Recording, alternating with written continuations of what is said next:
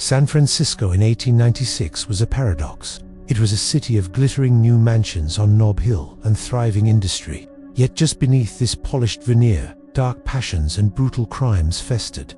The Emmanuel Baptist Church murders of the previous year still haunted the public mind. But on a rainy October night in 19th century Mission District, a new tragedy would dominate the headlines, a tragedy that would lead from a peaceful family home to the gallows of San Quentin.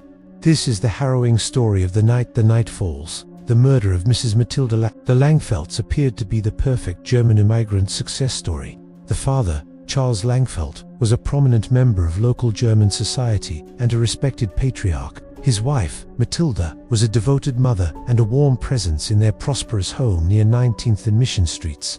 But in Victorian San Francisco, as in many places, what happened behind closed doors was often far different from the public face. Behind the velvet curtains, the Langfeldt household was fracturing. Financial pressures were mounting, and long-simmering family tensions were beginning to boil. The main source of this friction was their son, Henry. On October 24, 1896, the Langfeldt residence was relatively quiet. Charles was out, tending to his business affairs. Matilda and a young maid were home alone. But the quiet was brutally shattered when a mysterious assailant burst into the house. In a quick, violent burst of rage, Matilda Langfeldt was attacked. She was brutally stabbed several times. The attacker fled into the wet San Francisco night, leaving Matilda mortally wounded and the terrified maid as the only witness. Matilda Langfeldt died shortly after the attack. The gilded house was now a fresh crime scene, its rich carpets stained with blood. The investigation that followed was swift and sensational. The police found no signs of forced entry,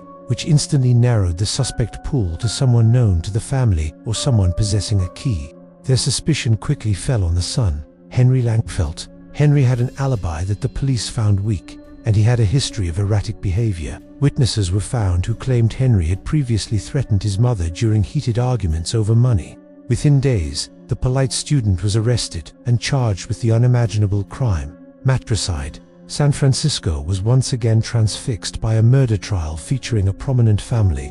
The trial in 1897 was a spectacle of legal theater. The prosecution painted Henry as a greedy and unstable young man who killed his mother for an expected inheritance. They highlighted the internal family struggles and the testimony of the maid who identified him. The defense countered with a strategy that would become all too common, the insanity defense. They argued that Henry suffered from a transient insanity, a mental break so severe he was not responsible for his actions. The court did not agree.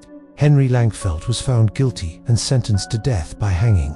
He was executed at San Quentin in 1898, protesting his innocence until the end, leaving behind a family and a house that would be haunted by the tragedy of that rainy October night. The murder of Mrs. Langfeldt served as a dark postscript to the Dorrant case. It stripped away the myth of the safe, prosperous Victorian home and showed that the greatest dangers often lived within our own families. The story remains a chilling example of hidden rage, a Gilded Age mystery that proves, even in a beautiful city like San Francisco, sometimes the night must fall.